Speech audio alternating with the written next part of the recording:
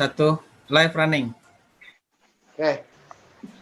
Assalamualaikum warahmatullahi wabarakatuh. Selamat malam.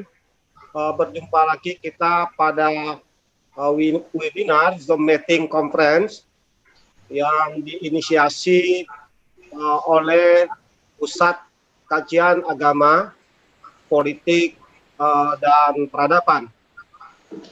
Pada malam hari ini kita memasuki seri yang ke-7 dan Puskap sudah melaksanakan 6 series terlebih sebelumnya, dan malam ini adalah series yang ke-7.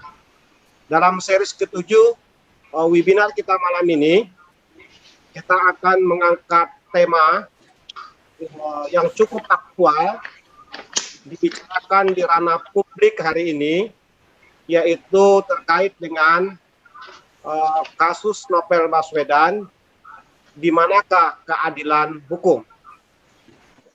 Perlu saya jelaskan dalam webinar ini, kenapa tema ini diangkat, adalah karena tema ini sedang menjadi pembicaraan di ranah publik. Dan oleh sebab itu, kita perlu membahas persoalan-persoalan yang seperti ini di dalam forum ilmiah. Dengan demikian diharapkan kita akan memperoleh informasi yang cerdas, informasi yang akurat terkait dengan isu-isu yang berkembang terakhir ini. Oke. Dalam webinar kita malam ini, kita menampilkan 2 orang narasumber yang cukup berkompeten di bidang keahliannya masing-masing. Kedua orang ini sengaja kami ambil mewakili kelompok praktisi hukum, dan yang satunya lagi adalah mewakili kalangan akademis atau kalangan kampus. Yang pertama narasumber kita malam ini adalah Bapak Dr. J.T. Pareke, SH.M.H. Beliau ini adalah sehari-harinya sebagai dosen di Fakultas Hukum Universitas Muhammadiyah Bengkulu, dan sekarang beliau menjabat sebagai Ketua Program Studi Ilmu Hukum di Fakultas Hukum Universitas Muhammadiyah Bengkulu. Dan dalam banyak hal beliau cukup banyak berkiprah secara akademis, baik sebagai saksi ahli maupun pendapat-pendapat hukum beliau dimuat di berbagai media. Sehingga pada malam hari ini kita ingin meminta pandangan dan perspektif beliau sebagai seorang akademisi terkait dengan tema kita malam ini.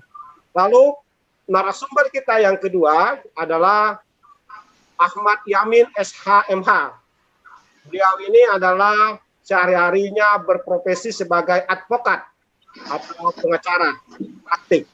Jadi kalau tadi kita dari Dr. Pareke ingin melihat pandangannya secara akademis, maka pada narasumber yang kedua, Pak Ahmad Yamin atau yang dikenal dengan Omeng, kita akan melihat bagaimana pandangan beliau atau perspektif beliau dari konteks seorang pengacara atau advokat. Oke, sebelum kita mulai atau memberikan kesempatan kepada kedua narasumber kita pada malam hari ini, perlu juga kami beritahukan bahwa dalam webinar ini pesertanya dari berbagai macam kalangan. Ada teman-teman kita dari mahasiswa, baik dari Fakultas Hukum maupun dari Fakultas Keguruan dan Ilmu Pendidikan, bahkan ada juga dari Fakultas Ilmu Kesehatan. Lalu juga ada dari masyarakat umum, kalangan praktisi hukum, para pengacara, advokat. Juga ada dari teman-teman kolega dosen, itu ada Pak Dr. Tommy Hidayat. Selamat malam Pak Tommy. Mari kita dengar nanti pembicaraan dari para narasumber. Itu untuk diketahui oleh para narasumber, partisipan kita yang terlibat di dalam webinar kita malam ini. Nah, agar webinar kita malam ini memiliki persepsi yang sama terkait dengan tema, karena tidak semua partisipan yang terlibat dalam webinar ini paham atau mengetahui apa yang dibicarakan di dalam tema kita ini, maka saya sebagai host dalam webinar ini akan menyampaikan garis-garis besar apa yang akan kita bicarakan di dalam webinar ini. Setelah itu baru nanti kita akan memberikan kesempatan kepada kedua narasumber. Oke, yang pertama, para partisipan webinar, sebagaimana kita ketahui bahwa tepat tanggal 11 April 2017 yang lalu, berarti 3 tahun, dini hari, Saudara Novel Baswedan yang sehari-harinya sebagai penyidik senior di Komisi Pemberantasan Korupsi mengalami tindak pidana penganiayaan berupa penyiraman air keras oleh 2 orang pelaku ketika habis menunaikan sholat subuh di komplek perumahan di kediaman beliau. Akibat peristiwa tersebut, Saudara Novel Baswedan sebagai korban harus merelakan kehilangan fungsi salah satu mata beliau karena mengalami kerusakan permanen akibat diguyur air keras yang disiramkan oleh pelaku di bagian wajahnya. Upaya mengungkapkan kasus Novel Baswedan ini penuh dengan drama, bahkan hampir 3 tahun kasus ini tidak terungkap. Bahkan Presiden sebagai kepala negara sudah beberapa kali memanggil Kapolri untuk menanyakan sejauh mana perkembangan pengungkapan kasus ini. Dan terakhir Presiden memerintahkan Kapolri untuk membentuk tim pencari fakta atau TPGF yang itu bertugas untuk mengumpulkan bukti-bukti terkait upaya untuk mengungkapkan kasus ini. Dan tim pencari fakta sudah selesai menjalankan tugasnya, tapi belum juga berhasil menemukan atau mengungkapkan kasus ini, kasus Novel Baswedan ini. Baru terakhir tanggal 26 Desember 2019, publik dikejutkan bahwa 2 orang pelaku penyiraman air keras terhadap Novel Baswedan resmi ditangkap oleh Mabes Polri, dan diketahui belakangan kedua pelaku itu ternyata adalah oknum dari institusi kepolisian, dan kita tidak membicarakan tentang apa profesi dari pelaku, tapi dalam konteks kita hari ini akan membicarakan tentang bagaimana pandangan para ahli hukum terkait dengan kasus ini. Dan yang terakhir, yang paling mengejutkan publik, di tengah proses persidangan kasus ini, memasuki masa akhir persidangan, dan telah dibacakan tuntutan oleh jaksa penuntut umum, dan JPU menuntut kedua pelaku dengan hukuman 1 tahun penjara. Inilah yang menyebabkan publik bereaksi keras, karena antara perbuatan yang dilakukan dengan tuntutan yang diberikan kepada kedua pelaku dianggap tidak memenuhi rasa keadilan korban maupun rasa keadilan masyarakat. Nah, oleh sebab itu, kira-kira inilah headlights dari tema yang akan kita bicarakan malam ini. Oke, untuk tidak memperpanjang mukadimah, pada kesempatan yang pertama, saya akan memberikan waktu dan kesempatan seluasnya kepada Dr. Jiti Pareke, SHMH, untuk menyampaikan pandangan dan perspektifnya terkait dengan kasus ini. Kepada Dr. Jiti Pareke, kami persilakan.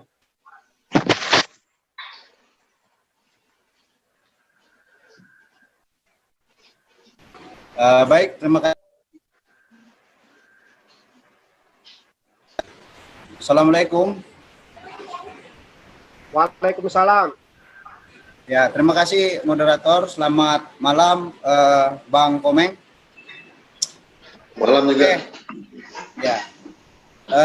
Sebelum saya menanggapi sisi keadilan yang harus kita diskusikan malam hari ini, saya ingin memflash balik kenapa mencuat isu ketidakadilan ini terjadi. Ini bermula dari adanya komplain dari tim penasihat hukum dari Novel Baswedan. Jadi mereka itu setidak-tidaknya menarik 9 fakta yang terjadi sehingga menganggap apa yang terjadi dalam proses persidangan itu tidak adil.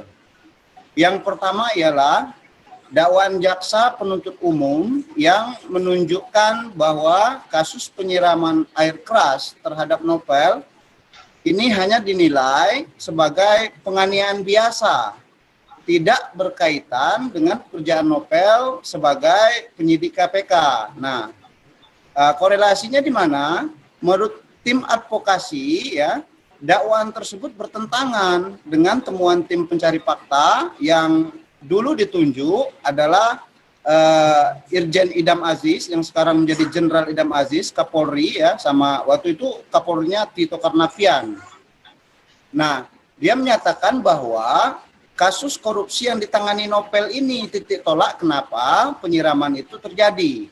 Nah, sementara dalam dakwaan JPU tidak terdapat fakta atau informasi siapa yang menyuruh melakukan tindak pidana penyiraman air keras tersebut. Sehingga patut diduga bahwa jaksa sebagai pengendali penyidikan satu skenario dengan kepolisian yang mengusut kasus hanya sampai ke pelaku lapangan atau eksekutornya saja, tapi aktor intelektualnya tidak dibongkar di sini. Nah, itu yang pertama. Kemudian yang kedua, tim advokasi ya menilai bahwa JPU tidak menjadi representasi negara yang mewakili kepentingan korban. Kenapa? Karena dilihat dari persidangan itu mereka malah membela kepentingan para terdakwa. Sehingga tim advokasi ini menuntut agar dakwaan JPU yang menyebut air yang disiram ke Novel merupakan air aki itu ya dievaluasi bahwa itu bukan air aki tapi air keras kayak gitu. Nah, itu coba baca juga kesaksian dari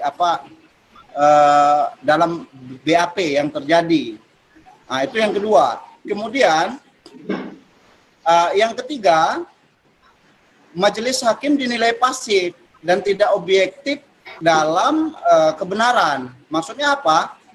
Menurut tim advokasi, ya, hakim ini tidak menggali rangkaian peristiwa secara utuh, khususnya untuk membuktikan bahwa penyerangan yang dilakukan secara sistematis itu benar-benar terjadi.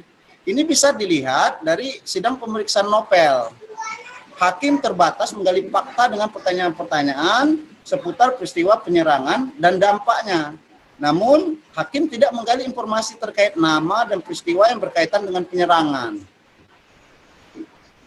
Sehingga, maka cara kerja hakim diperkirakan akan menutup peluang untuk membongkar kejahatan yang sistematis ini. Nah, itu yang ketiga. Kemudian yang keempat, para terdakwa yang merupakan anggota Polri ini didampingi kuasa hukum dari Polri. Tim advokasi menilai bahwa hal ini janggal. Kenapa janggal? Karena kejahatan yang disangkakan kedua terdakwa tersebut merupakan kejahatan yang mencoreng institusi kepolisian. Sehingga proses hukum untuk membongkar kasus penyerangan ya ini lebih jauh menjadi tidak terang benderang proses untuk mengungkapnya, sehingga konsentrasinya hanya kepada pelaku lapangan. Nah, yang kelima, adanya manipulasi barang bukti di persidangan. Barang bukti antara lain rekaman CCTV yang dihiraukan oleh penyidik, sehingga dugaan intimidasi terhadap saksi-saksi penting ya itu menjadi terabaikan. Selain itu, ada keanehan dalam barang bukti. Baju muslim yang dikenakan Novel pada saat kejadian yang ditunjukkan pada sidang ya itu baju pada saat kejadian utuh. Sementara dalam kondisi persidangan itu sudah terpotong kayak gitu. Jadi ada perbedaan alat bukti yang disita dengan yang dihadirkan. Keenam, jaksa dinilai mengaburkan fakta bahwa air keras yang digunakan untuk penyiraman. Menurut jaksa itu ada air aki kayak gitu, bukan air keras. Kemudian yang ketujuh, kasus kriminalisasi ya, novel yang kembali diangkat ini ya, menurut tim advokasi terdapat pergerakan untuk memojokkan novel dalam kasus pencurian sarang burung walet. Nah, nanti mungkin dibahas sama Ahmad Yani ya, Bang Ahmad Yani. Itu yang ketujuh. Kemudian yang kedelapan, dihilangkannya alat bukti saksi dalam berkas persidangan. Nah, menurut tim advokasi ya, saksi itu merupakan kunci yang telah memberikan keterangan ke pihak kepolisian, Komnas HAM, kemudian TGPF yang dibentuk oleh Jenderal Tito Karnavian waktu itu. Namun berkas babnya tidak diikutkan dalam berkas pemeriksaan di persidangan. Nah, itu yang kedelapan. Nah, yang terakhir, ruang pengadilan ya, waktu sidang sedang berlangsung itu dipenuhi oleh aparat kepolisian dan orang-orang yang tampak dikoordinasikan untuk menguasai ruang persidangan dalam sidang pemeriksaan saksi korban tersebut. Nah, ini ke-9 fakta yang disampaikan oleh oleh tim advokasi ini merupakan hasil dari apa yang telah diteliti, kemudian direkod, kemudian diperhatikan pada saat terjadinya persidangan tersebut. Nah, kaitannya apa? Kaitan dari ke-9 fakta tadi apa? Titik tolaknya adalah ketika dakwaan jaksa itu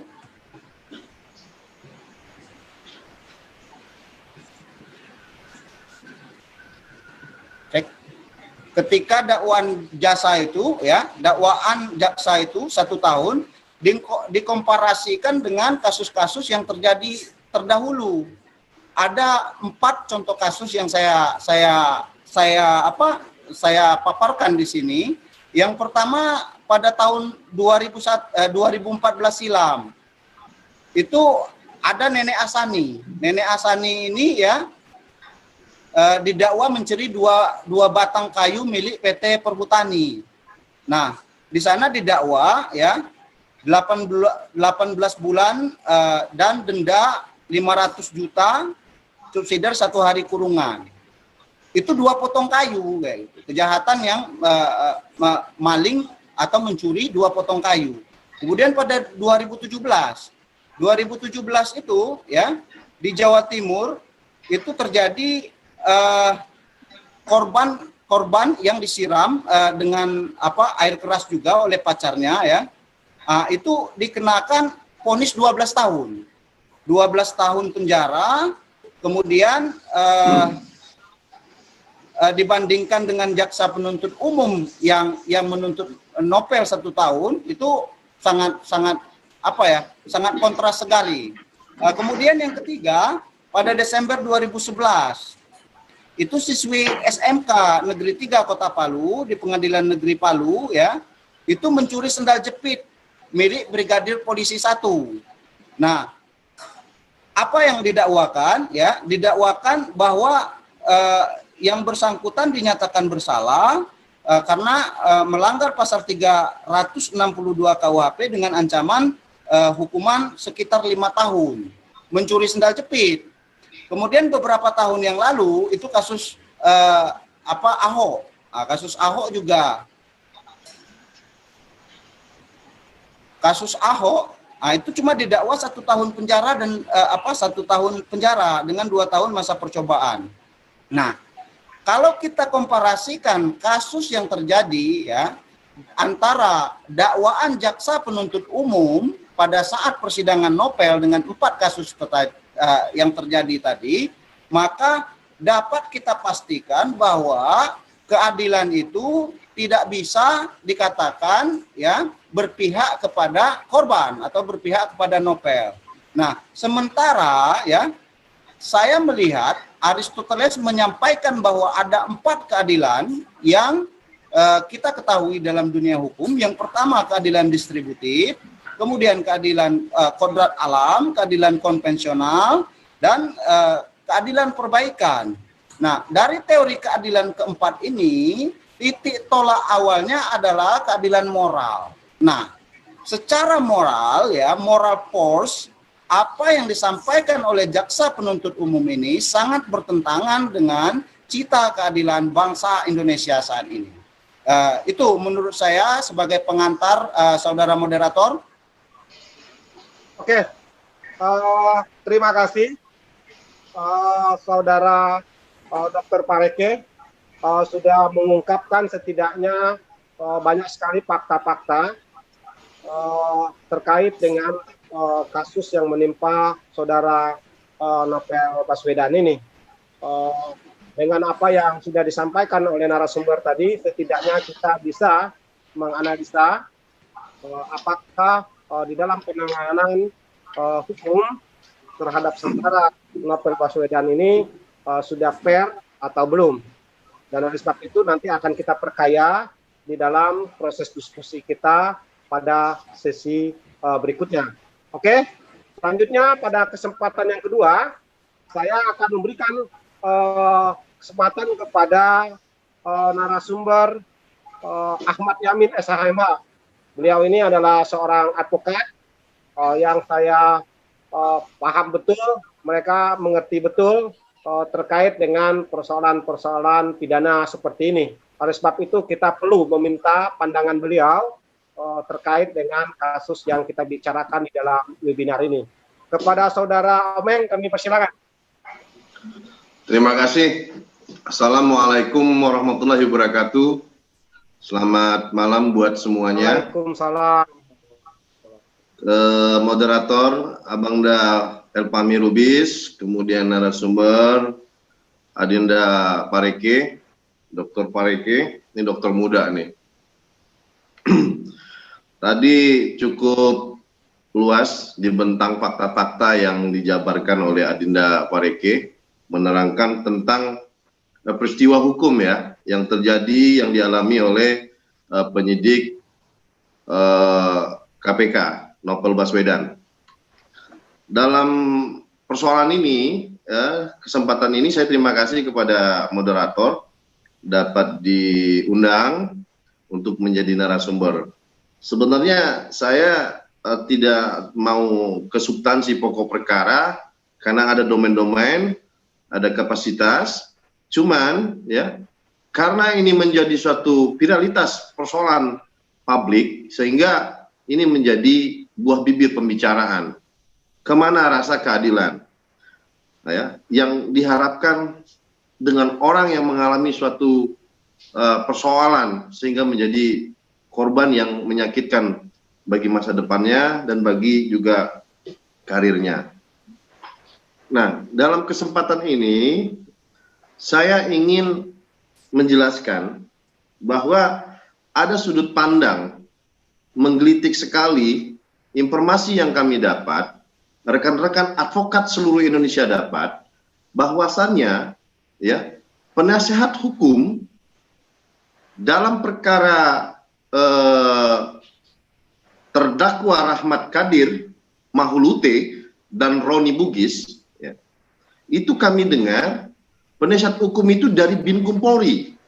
Nah, ini yang menjadi kritikan bagi rekan-rekan advokat seluruh Indonesia. Ya. Kami sangat kaget. Tapi sebenarnya untuk bicara fakta itu tidak terjadi di perkara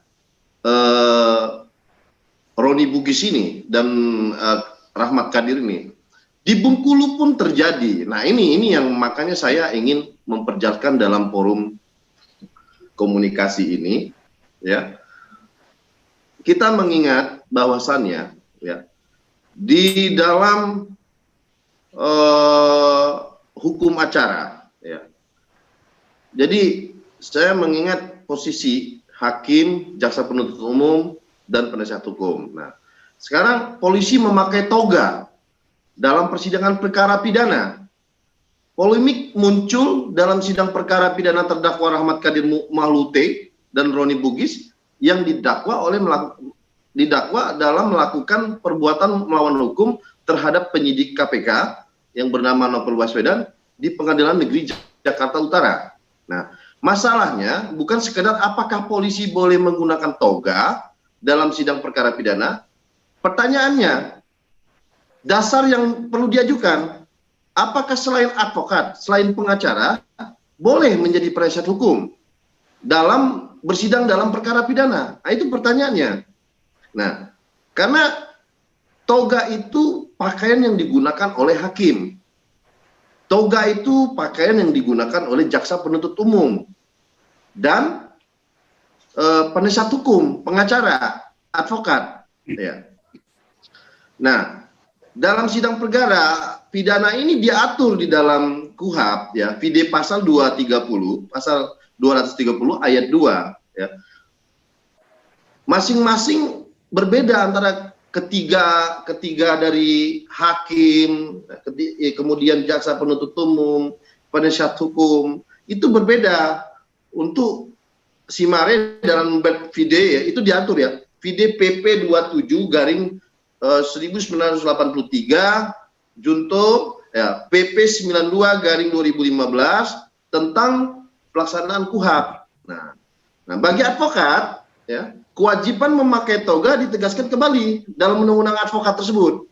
Itu di dalam VIDE pasal 25 Undang-Undang nomor 18 tahun 2003. Nah, masalah muncul saat terbit Perkapolri ini, kita jelaskan kalau sering jadi polemik persoalan, mereka berdasarkan Perkap, ya, Perkapolri. Nah, masalah muncul saat ini kan terbit Perkapolri nomor 7 garing 2005 yang sudah diubah itu.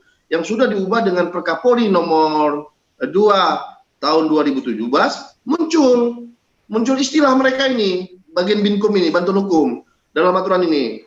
Nah, mereka bantuan hukum dalam peraturan ini didefinisikan segala usaha, upaya, kegiatan dalam rangka membantu menyelesaikan permasalahan hukum melalui peradilan maupun di luar peradilan. Nah, ini yang menjadi suatu kebablasan dalam mendefinisikan atau mengartikan Perkapolri nomor 2 tahun 2017 ini. Nah, dalam Perkapolri ini dikenal juga istilah penasihat hukum atau pendamping pegawai negeri pada Polri tersebut yang mendapat perintah tugas. Nah, jadi mereka alasannya dengan hanya perintah tugas, kami hanya merintahkan bertugas. Saya pernah di tahun 2019, ya, putus juga di awal 2020. Binkum itu beracara bisa mendampingi ke pengadilan agama, itu saya eksepsi. Namun apa kata hakimnya, majelis hakimnya yang terjadi? Mereka bilang, ya kan, silakan masukkan aja nanti di eksepsi saudara. Nah, ini sudah kebablasan. Apakah hakim ini tidak paham? Kita nggak mengerti. Ini sudah banyak kebablasan. Nah, makanya saya menilai di perkara si Roni Bugis dan Rahmat ini sepertinya jaksanya, hakimnya tidak keberatan. Nah, mestinya kan keberatan. Kita tanya dulu, kalau dalam hukum acara itu kan mereka gentol sekali, mana berita acara sumpah dari pengadilan tinggi. Nah, dilihat ada tidak dia ini sebagai advokat, ya kan? Kemudian ditanya lagi, mana kartu advokatnya? Nah, kan begitu. Nah, ini tidak. Sepertinya ya seperti apa yang disampaikan oleh Adinda Parike tadi. Seperti ada diduga setali tiga uang lah, ibarat kata.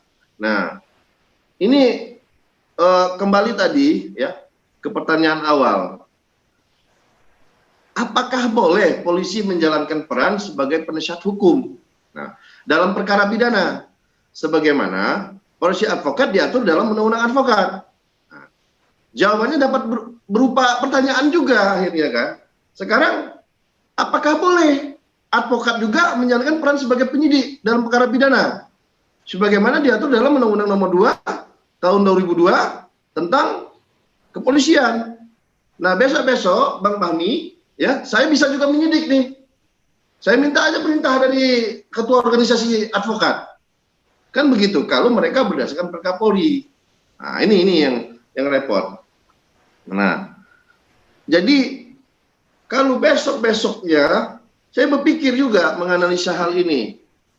Besok-besok Hansip bisa juga jadi pengacara. Nah, kan kayak gitu di pengadilan. Kalau tidak memahami normatif-normatif hukum dan hukum acaranya. Nah, saya rasa sementara pengantar dari hal ini, sudut pandang dari saya sebagai praktisi hukum, mengkaji dan menilai persoalan ini, seperti itu yang bisa saya ungkapkan, Pak Moderator. Itu dulu dari saya, mungkin nanti bisa dikembangkan lebih lanjut. Terima kasih. Oke, terima kasih.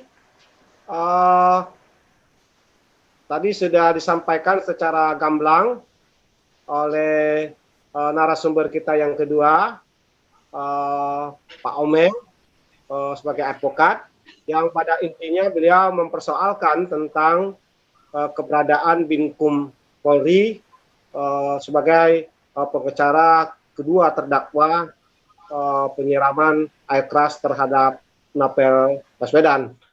Di mata beliau, praktik ini agak janggal karena tidak biasanya anggota Polri, oknum anggota Polri yang melakukan tindak pidana justru mendapat pendampingan hukum dari Binkum Polri. Jadi kira-kira itu yang menjadi sorotan dari Saudara Omeng.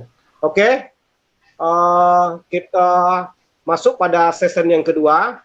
Pada season yang kedua ini kami memberikan kesempatan kepada para partisipan webinar ini untuk mengajukan pertanyaan terkait dengan apa yang sudah kita bicarakan malam ini, terutama pandangan-pandangan yang sudah disampaikan oleh dua narasumber kita, baik oleh Dr. J.T. Pareke maupun oleh Pak Omeng tadi. Oke, kami persilakan.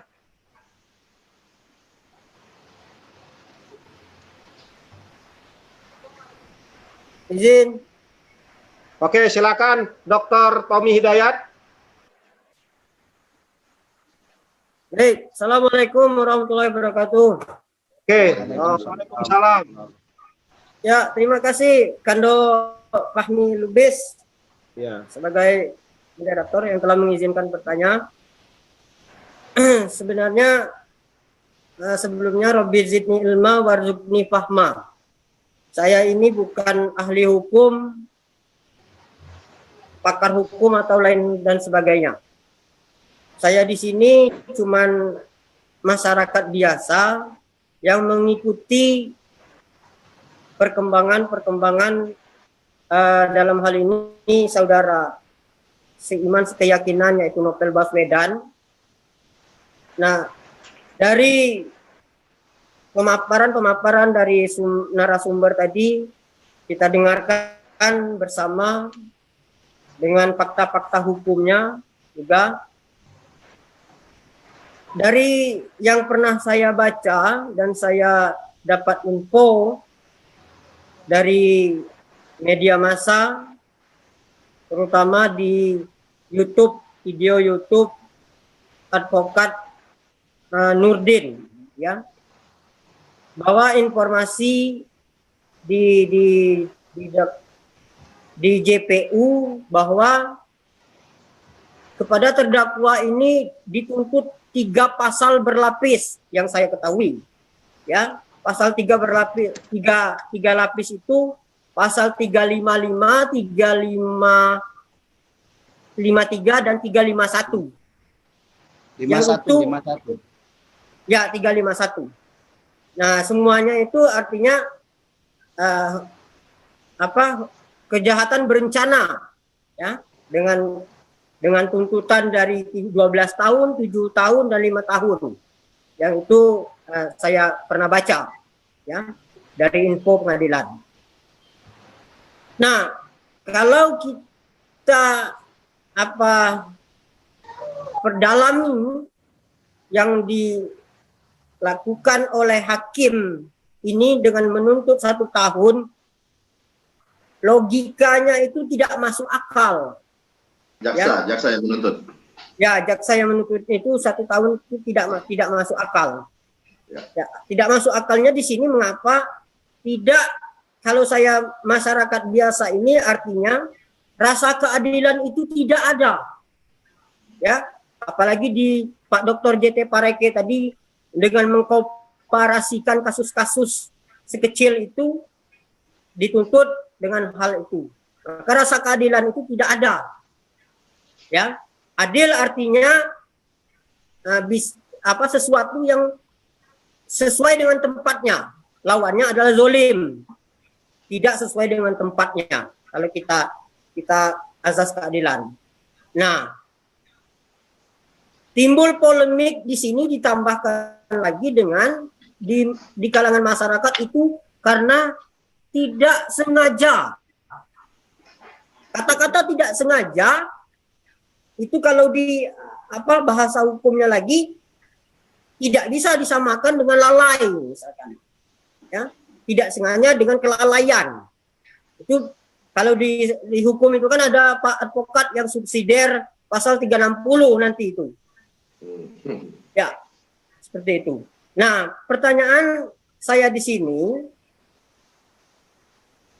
dengan 1 tahun itu menurut pada Bang Advokat Bang Yamin, di dalam tuntutan itu yang menuntut 1 tahun itu yang meringankan itu apa dalam kasus ini, Bang Yamin, Bang Komeng? Itu. Saya ingin bertanya itu yang meringankan sehingga dia dituntut 1 tahun itu apa? Seperti itu pemikirannya. Minta tolong dijelaskan Bang Yamin. Oke, itu mungkin saja Pak Moderator. Terima kasih atas penjelasannya. Assalamualaikum warahmatullahi wabarakatuh. Waalaikumsalam. Oke, menarik sekali pertanyaan. Walaupun penanya ini doktor di bidang biologi, tapi saya menangkap beliau punya wawasan dan pengetahuan yang baik sekali terkait dengan persoalan-persoalan hukum. Dan apa yang ditanyakan beliau ini cukup menarik. Yang pertama tadi beliau mempertanyakan tentang rasa keadilan baik pada korban maupun pada masyarakat terkait dengan tuntutan jaksa penuntut umum yang 1 tahun penjara. Apalagi tadi kalau kita komparasikan dengan beberapa kasus, misalnya yang justru menurut kita itu kasus yang ringan, tapi justru dituntut dengan hukuman yang jauh lebih berat. Sementara apa yang dialami saudara Nopel ini sebagai sesuatu kasus yang luar biasa, tetapi sebaliknya tuntutan yang diberikan cuman 1 tahun penjara, sehingga ada rasa ketidakadilan di sini. Oke, mungkin yang lainnya tadi mungkin sudah bisa disimak oleh kedua narasumber. Maka untuk itu kami kasih kesempatan dulu untuk yang sesi kedua ini ke Pak Yamin untuk menanggapi apa yang ditanyakan oleh Dr. Tommy. Kepada Pak Yamin kami persilakan. Terima kasih moderator. Salam hormat ya, Pak Dr. Tommy Hidayat. Ya. Pertanyaan yang cukup menggelitik ya. Sebenarnya bukan pertanyaan Pak Tommy saja, itu juga menjadi pertanyaan kami sebagai rekan-rekan praktisi juga bertanya logika hukum apa yang menjadi suatu tolak ukur dan pandangan hukum dan pertimbangan hukum apa yang menjadi kajian sehingga pertimbangan dari jaksa penuntut umum menuntut kedua terdakwa itu dengan 1 tahun tersebut. Nah, tadi dijelaskan oleh Adinda Pareke. Sementara kasus-kasus yang lain, yang kasus waiter itu disiram dengan air cuka parah, itu dituntut 15 tahun sampai divonis 12 tahun. Nah, ini jelas-jelas sudah menjadi pembicaraan halayak publik ya, bahwa korbannya seorang penyidik KPK yang notabene-nya latar belakang seorang anggota Polri juga. Nah, ini ini menjadi buah bibir pembicaraan yang sehingga banyak diterka-terka ada unsur politik kepentingan apa. Itu yang menjadi buah bibir pembicaraan halayak publik. Nah, kalau bertanya masalah dasar hukum apa, pertimbangan apa, nah karena kebetulan bukan saya sebagai kuasa hukumnya, agak sedikit nggak layak menyorot substansi pertimbangan hukum tersebut, begitu Pak Tommy Hidayat. Satu itu kita nggak bisa karena kita orang hukum kan, lain ininya ya kan. Tapi ya ini ada persoalan ya. Tapi saya juga berhak mengkritisi ya kan, berhak mengkritisi ya kan, karena saya yang mengalami juga di dalam persidangan pokok perkara yang lainnya. Nah di sini ada indikasi dugaan yang saya nilai ada suatu mafia hukum itu Pak Tommy, ada mafia hukum yang dugaan saya ya, ini praduga ya, dugaan saya ada mafia hukum yang terstruktur dan masif. Nah itu yang seperti yang dijelaskan Pak Deke tadi ya kan, bahwa dalam proses ini sudah ada tim pencari fakta ya kan, tim pencari fakta yang mohon maaf ngomong tidak dapat membuktikan ya kan. Padahal waktu itu tim pencari fakta itu adalah Bapak Kapolri sekarang, Bapak Idam Aziz, itu yang diterangkan oleh Pak Reke tadi. Nah, ketika beliau menjadi seorang Kapolri, suatu prestasi yang cukup luar biasa, diam-diam pada tanggal 26 Desember, ya, Mabes Polri menangkap 2 orang, ya, anggota Polri aktif, ya, yang diduga sebagai pelaku. Nah, yang notabene kalau kita flashback lagi, bagaimana animo publik menilai dan mengkaji itu teringat di mata publik dan di otak publik bahwa prosesnya begini.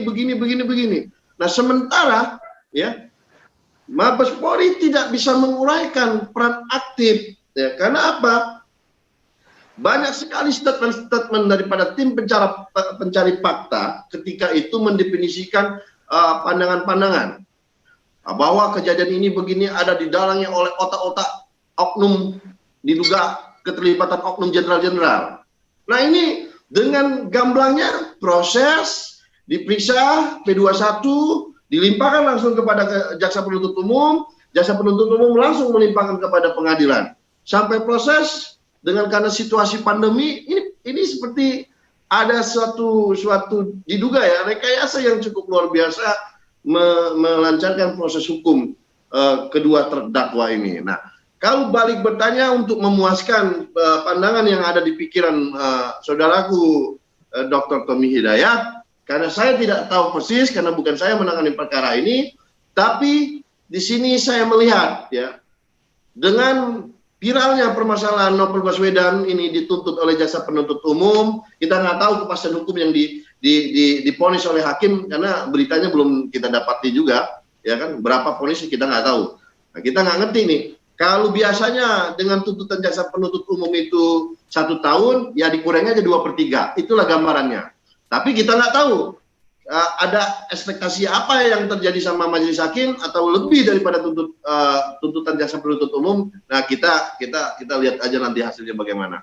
Saya belum bisa menjawab untuk menjawab tadi kepenasaran daripada saudaraku Bung Tommy ya. Itu moderator, sementara saya bisa menjawab dengan diskusi seperti ini. Terima kasih. Oke, menarik sekali apa yang disampaikan oleh Bung Omeng, walaupun beliau tidak mau masuk ke dalam substansi perkara karena memang bukan kewenangan beliau dan beliau bukan advokat dari baik korban maupun pelaku, tapi beliau pada prinsipnya setuju bahwa apa yang dibicarakan publik hari ini terkait dengan penanganan dan pengungkapan kasus ini memang banyak sekali hal-hal yang membuat kita menjadi curiga dan banyak sekali juga yang membuat kita kehilangan kepercayaan terhadap masih ada atau tidak keadilan di Republik ini.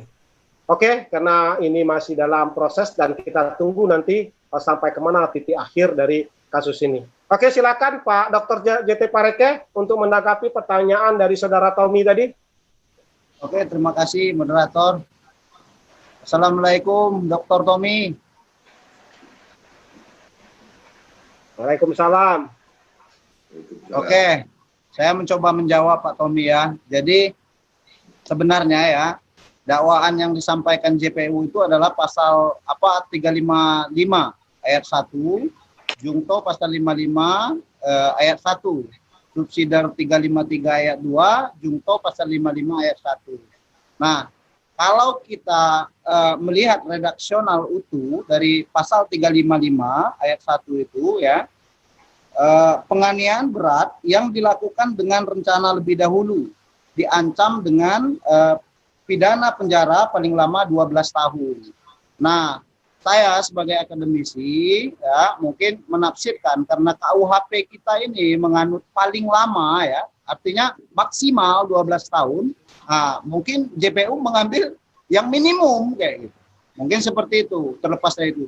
Makanya saya katakan tadi bahwa kita memang harus berpatokan kepada kekuatan moral terhadap keadilan tersebut. Kenapa di awal saya komparasikan dengan beberapa kasus terdahulu agar semua peserta diskusi di sini bisa mencerna lebih dalam mengenai permasalahan Novel Baswedan ini. Mungkin itu Pak Moderator. Oke, terima kasih Saudara Pareke. Lalu berikutnya ada pertanyaan yang masuk lewat menu chat. Oleh sebab itu saya akan membacakan apa yang menjadi pertanyaan dari partisipan ini dari menu chat yang masuk. Tolong nanti kedua narasumber untuk bisa menanggapi. Pertanyaannya dari Saudara Desi Oktavia. Pertanyaannya berikut. Assalamualaikum, saya Desi Oktavia dari program studi kesehatan masyarakat semester 2. Mau bertanya Pak, kan Bintang Emon, mungkin narasumber mengikutinya, Bintang Emon komentar soal Pak Novel melalui media sosial kok malah dibully. Sebenarnya dari pemerintah itu ada nggak sih menyeret-nyeret Bintang Emon? Jadi untuk lebih jelasnya saya sedikit ingin menjelaskan apa yang menjadi pertanyaan dari Saudara Desi Oktavia ini. Begini, kedua narasumber, kemarin ada Bintang Emon, ini seorang komedian, itu mengupload konten di media sosial. Sebenarnya kontennya itu ringan, tapi kritiknya itu pedas terkait dengan menanggapi tuntutan 1 tahun dari jaksa penuntut umum. Apa yang terjadi dengan beredarnya konten yang dilakukan oleh Emon itu menimbulkan reaksi keras dari, kita tidak tahu kubu mana, tapi yang jelas ada tindakan balik dari pihak-pihak tertentu yang justru melakukan karakter annihilation, pembunuhan karakter terhadap Emon dengan mengunggah juga bahwa Emon itu salah satu yang sering mengkonsumsi narkoba. Padahal itu tidak benar. Tapi itu cara mereka untuk melakukan pembunuhan karakter terhadap Saudara Emon. Nah, ini memang menarik dan cukup viral juga di media sosial. Oke, untuk itu kami persilakan. Silakan Bung Pareke dulu menanggapi. Baik, terima kasih moderator. Pertanyaannya bagus sekali. Jadi itu video sempat viral ketika Bintang Emon itu mengkritisi masalah unsur pidana, sengaja atau tidak sengaja. Mungkin nggak tidak sengaja, tapi bela-belain datang untuk menemui Novel ketika subuh kayak gitu. Nah, Ini kan unsurnya masuk sengajaan itu.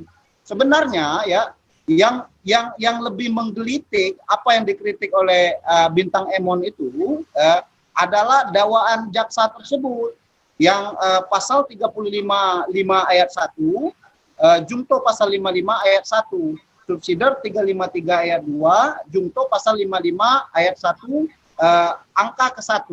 Nah, kalau kita melihat ya KUHP ya yang junto pasal 55 ayat 1 ya dipidana sebagai pembuat atau dader sesuatu perbuatan pidana. Nah, angka satunya apa? Mereka yang melakukan, yang menyuruh melakukan dan turut serta melakukan perbuatan.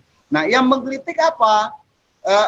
Jaksa penuntut umum tidak menggali secara dalam siapa yang menyuruh melakukan, kemudian siapa yang turut serta melakukan. Nah, inilah yang menjadi konsen diskusi ya yang merebak sehingga viral secara nasional mengenai kasus Novel. Sehingga ada wacana mengatakan bahwa bisa ditebak kemungkinan vonis hakim yang akan dijatuhkan itu bebas kayak gitu. Nah, itu.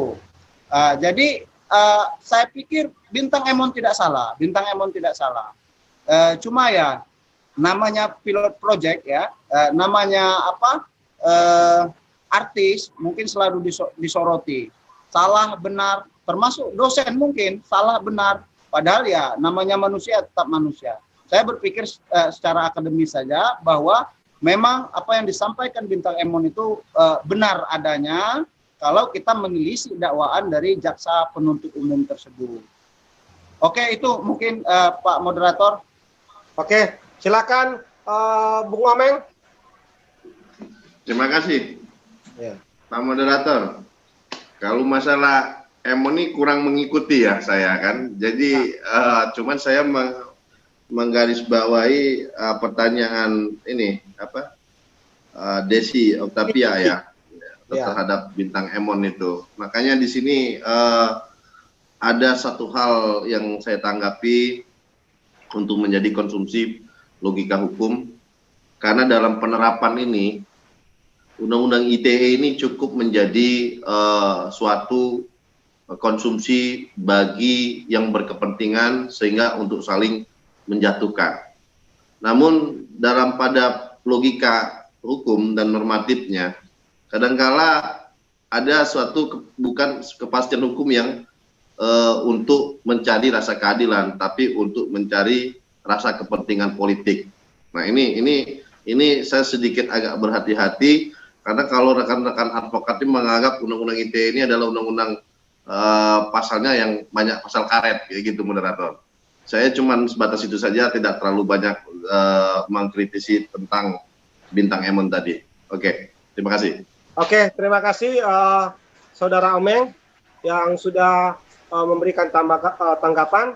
Oke, saya masih memberikan kesempatan kalau ada dari partisipan webinar kita malam ini yang ingin mengajukan pertanyaan, silakan tekan tombol sound atau meraisen dengan cara mengangkat tangan. Silakan.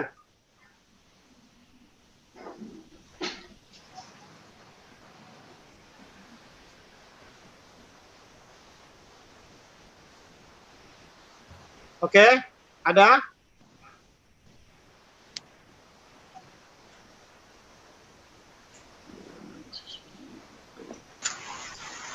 Kalau tidak ada, saya kembali akan membacakan salah satu pertanyaan lewat menu chat dari salah satu peserta webinar kita pada malam ini. Pertanyaan beliau ini, apa yang menjadi dasar sehingga pengungkapan kasus Novel Baswedan ini terkesan lama dan penuh dengan drama.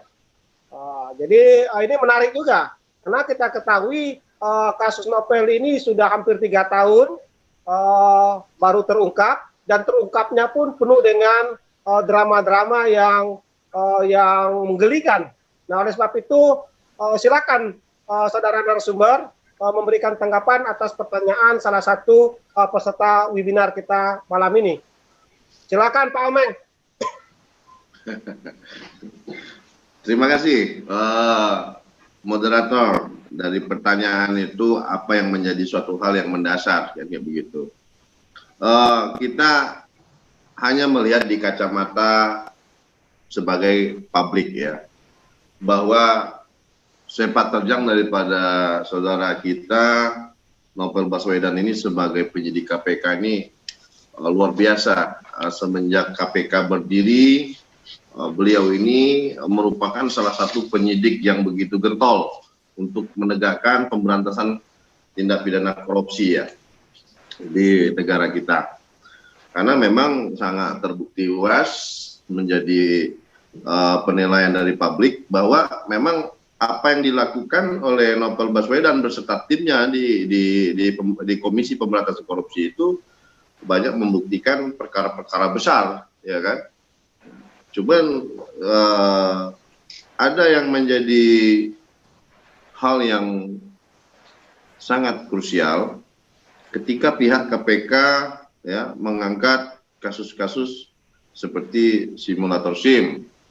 Nah, itu kan bahwasanya KPK itu penyidiknya ada sekian persen itu dari Polri, sementara ini institusi mereka sendiri, tempat berasal, tempat mereka lahir, ya kan?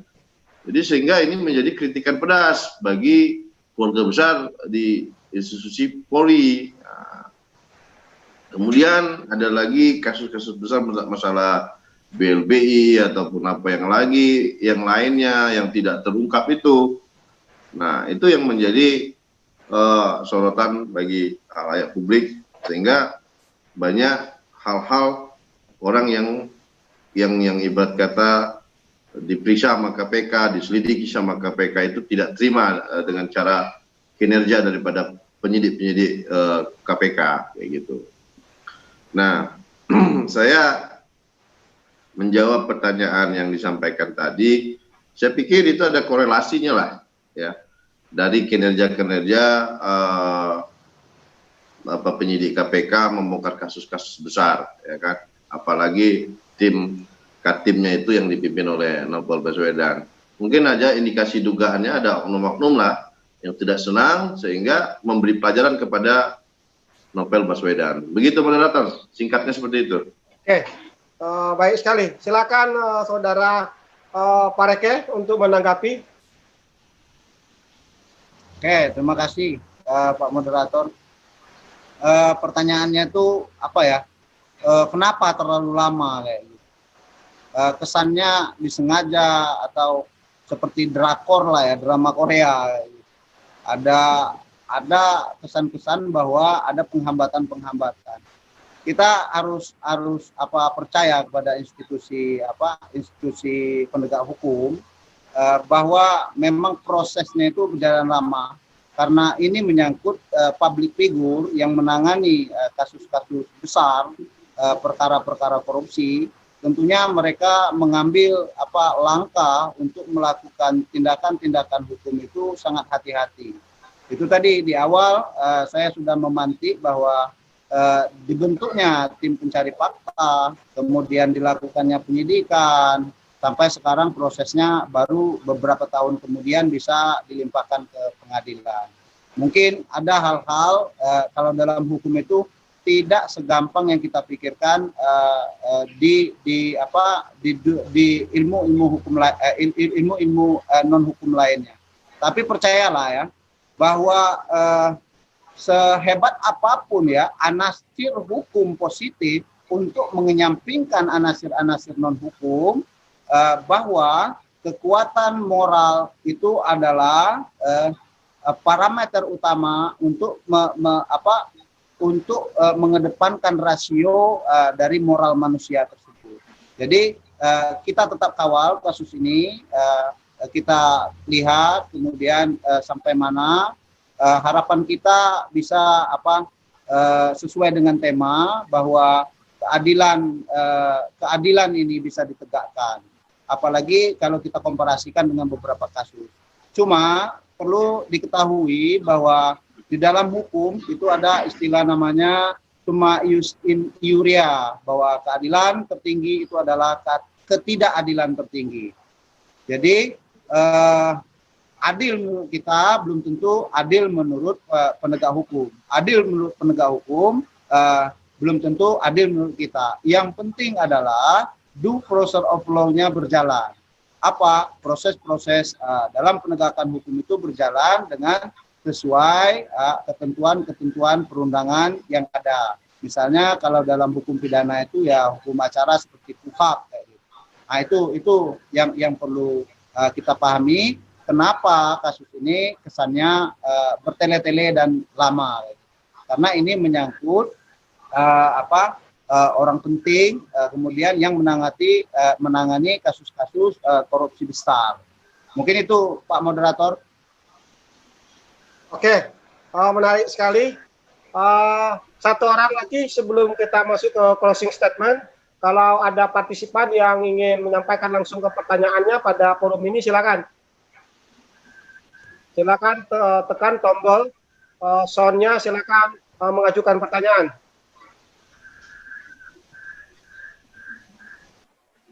Ada?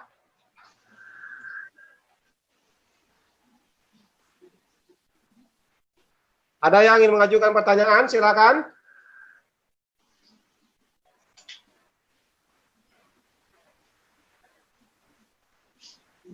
Ini kan banyak mahasiswa Fakultas Hukum. Ini kan kuliah 4 SKS ini. Silakan mengajukan pertanyaan. Assalamualaikum. Waalaikumsalam. Silakan. Dadang Ziswan, silakan. Terima kasih. Selamat malam untuk kita semua.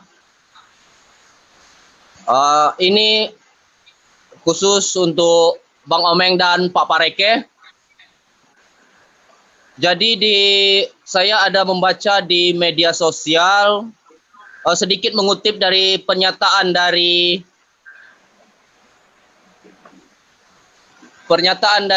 Pak Novel Baswedan. Sebagai korban saya tidak bisa apa-apa. Sistem peradilan di Indonesia, sistem peradilan pidana di Indonesia seperti ini. Sistem peradilan di Indonesia seperti ini. Jadi hak saya sebagai korban diwakili oleh JPU. Sedikit pertanyaan, manakala keputusan hakim sesuai dengan tuntutan JPU seperti yang dikatakan oleh JPU selama 1 tahun, apakah ada upaya hukum lain jikalau kita ingin kasus ini benar-benar transparan? Begitu saja, Pak. Terima kasih. Oke. Ada dari fakultas Pak? Dari mahasiswa ya? Ya, mahasiswa, Pak. Mahasiswa apa? Fakultas Hukum? Fakultas Hukum, Pak. Oke, siap. Oke. Terima kasih, Dadang Ziswan. Itu pertanyaan dari salah satu mahasiswa Fakultas Hukum atas nama Dadang Ziswan. Menarik. Pertanyaan beliau ini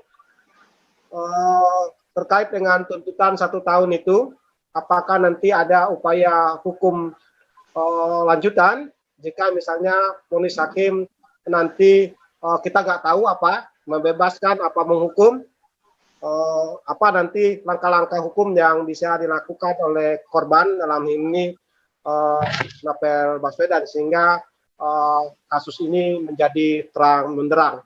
Yang pasti upaya hukum itu pasti ada, tapi oleh sebab itu saya lebih pasti akan menanyakan kepada narasumber. Saya persilakan Pak Yamin. Terima kasih, moderator. Ini pertanyaan yang menarik ya, Dadang Ziswan Juniarto, ya kan? Tadi udah dijelaskan juga dia dalam bertanya bahwa saudara Novel terhadap musibah yang apa dialami dia serahkan kepada jaksa penuntut umum, ya, agar bisa ya mendakwakan, ya, membuktikan proses perkara tersebut, ya, di pokok perkara di pengadilan. Nah, kita memflashback dalam suatu proses hukum ya. Di sini jaksa penuntut umum itu diawali dulu prosesnya penyidikan dari pihak kepolisian. Nah ini, ya di BAP dulu pencarian bukti-bukti yang sehingga bisa mentersangkakan saudara terdakwa ya Rahmat Kadir Mahalute ini dan Roni Bugis ini.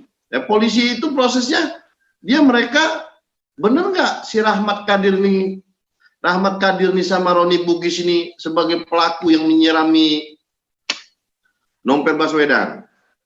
Itu mereka punya waktu proses penyidikan dengan mencari 2 alat bukti, 2 orang saksi, nah, kan begitu, 2 orang saksi, bahwa alat bukti yang dicari oleh polisi penyidik tadi itu sudah satu full bucket itu nantinya yang akan di P21 kan dilimpahkan berkas perkara itu ke jaksa penuntut umum. Nah kita pelajari dulu apa 2 alat bukti polisi tadi.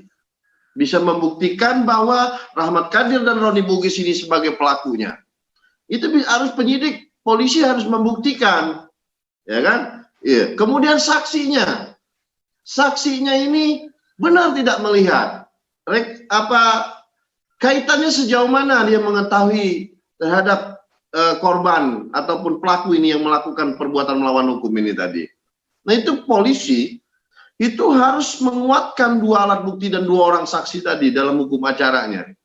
Kalau itu sudah terpenuhi, mereka akan gelar. Maka mereka bisa menetapkan saudara Rahmat Kadir dan Roni Bugis ini menjadi tersangka sebagai pelaku penyiram air keras terhadap Novel Baswedan.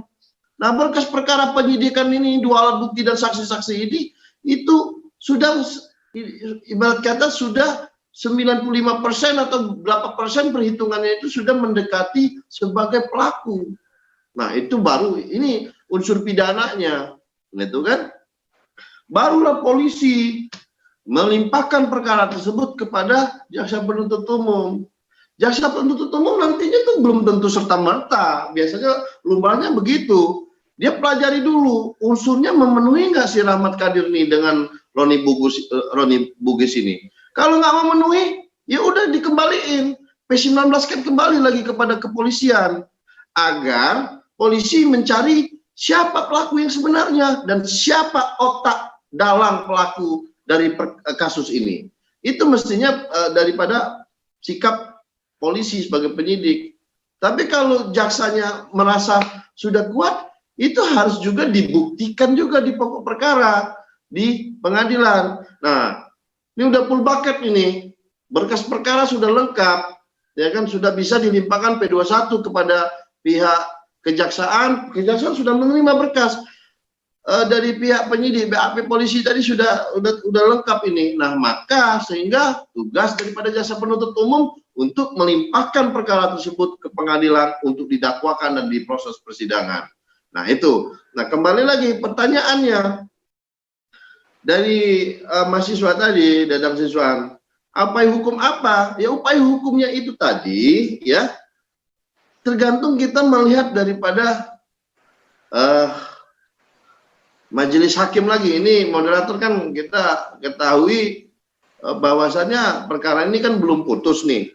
Ya. Nah, kalau andaikan ini putus tapi tidak sesuai dengan ini, nah ini luar biasa, ini menjadi sorotan. Tapi saya menggambarkan, andaikan kalau ini putus bebas, jaksa penuntut umum wajib mengkasasi perkara ini. Wajib mengkasasi. Tidak ada tingkat banding. Ini langsung kasasi, kalau bebas murni. Ya kan? Tapi kalau dia tidak bebas murni, ya kita nggak tahu. Saya ada kasus korupsi di Bengkulu, dituntut jaksa 4 tahun. Ya kan? Nah, ini ada indikasi dugaan saya mafia juga ini yang terstruktur dan masif, ya kan? Dituntut 4 tahun, diponis jaksa, yang klien saya dan yang lain diponis di luar dari tuntutan 5 tahun dan diduga pelaku ininya diponis bebas murni. Nah, jadi kasus ini saya menganggap gambaran robohnya mahkamah kita di Republik ini, kayak gitu kan, dengan pola pandangan, pertimbangan dan keyakinan hakim yang sifatnya membuat pandangan ekspektasi yang di luar logika hukum para praktisi hukum ataupun akademisi hukum ataupun orang-orang hukum di Indonesia saat ini melihat banyak sekali case-case yang ibarat kata menjadi suatu keprihatinan gitu. Nah, balik masalah Dadang itu yang bisa saya jabarkan untuk bisa dikonsumsi. Terima kasih. Oke, menarik sekali apa itu tanggapan yang disampaikan oleh Bung Ameng. Selanjutnya silakan Bung Pareke. Oke, terima kasih Bang Fahmi.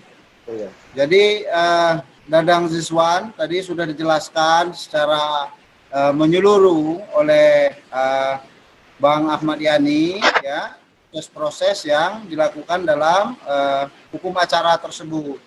Jadi upaya hukum yang bisa dilakukan, ya, kalau dia bebas murni maka itu JPU wajib mengkasasi. Kenapa Novel Baswedan menyerahkan seluruhnya sebagai korban kepada jaksa penuntut umum? Karena ya jaksa penuntut umum inilah yang memiliki tugas untuk membela korban tersebut, ya, membela hak-hak korban tersebut.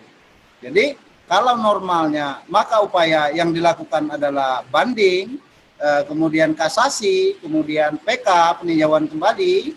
Maka untuk para akademisi, ya, untuk kita, mari kita ramaikan diskusi-diskusi tentang Novel Baswedan ini, tentang proses peradilan ini. Nah, kalau akademisi biasanya ada namanya amicus curiae. Amicus curiae itu dikumpulkanlah seluruh ahli-ahli hukum yang ada, ya, yang berkompeten di bidangnya untuk membantu hakim dalam memberikan pandangan-pandangan hukum sehingga keputusan hakim itu sesuai dengan cita rasa keadilan bagi seluruh pihak-pihak yang terkait di dalam kasus tersebut. Jadi itu dalam sistem peradilan pidana sudah dijelaskan sama Bang Komeng tadi seperti apa. Nah, yang perlu kita lakukan saat ini adalah mengawal dengan dengan seksama yang terjadi, kemudian memberikan pendapat-pendapat, analisa-analisa terkait dengan hal-hal yang terjadi. Mungkin itu Pak Moderator. Oke, menarik sekali penjelasan dari Bung JT Pareke menanggapi pertanyaan Dadang Ziswan. Oke, karena waktu juga, maka webinar kita pada malam ini kita cukupkan sampai di sini. Tapi setidaknya webinar ini bertujuan ingin memberikan pandangan, pelajaran bagi semua kita, baik yang menekuni bidang hukum maupun tidak, bahwa ada persoalan hukum di Republik ini yang menggelitik buat kita. Bahkan Pak Novel sendiri sempat dalam wawancaranya meminta kepada sarjana-sarjana hukum yang kuliah di Fakultas Hukum untuk belajar lagi hukum acara dan KUHP terkait dengan norma disengaja atau tidak disengaja. Karena artinya sebenarnya tidak sulit menerjemahkan, mencari unsur-unsur sengaja atau tidak disengaja itu. Tetapi yang terjadi dalam kasus ini justru kita diberi tontonan yang cukup menggelitik dan menarik buat kita dan para praktisi maupun akademisi hukum.